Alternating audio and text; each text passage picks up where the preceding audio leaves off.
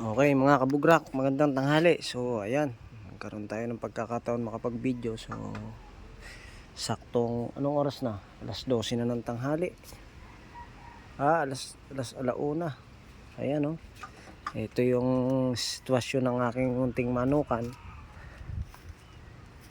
Dito na nagkakaalaman kung gaano katibay ang manok. Ayan. Oh. Iba ang init dito sa amin. Talagang napakatindi. Ayan oh. Ayan.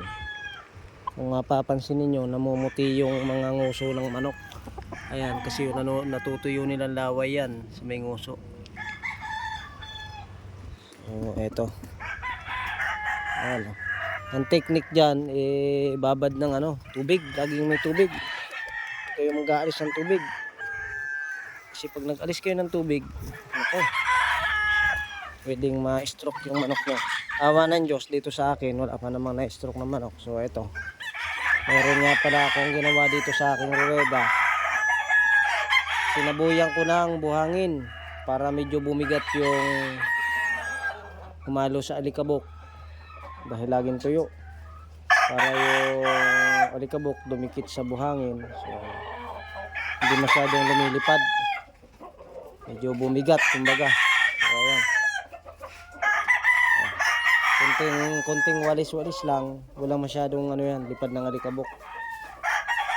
Ginawan ko na lang paraan para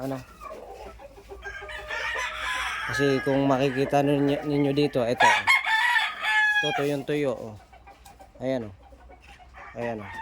Grabe alikabok niyan pagka walang oh. Grabe alikabok ng lupa.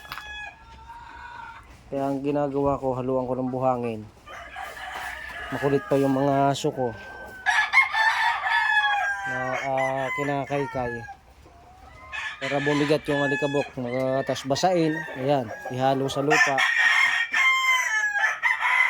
Ayan. So naghahanda tayo ulit. Ayan oh. Ang teknik ko, magpakaskas. Bigyan ko kayo ng tip. Ayan oh. Nagpapakaskas ako ng mga tandang. So oras ngayon ng pagpapakaskas, 1:00 ng hapon. Kahit mga ilang minuto sila dyan, naglalagay ako ng inahin dito sa gitna. And then meron ako ditong isa.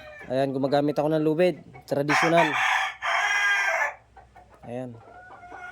Para pag nakikita nila na gumagalaw to, o yun, nagwo-work din yung kanilang mga paa. Ayan. So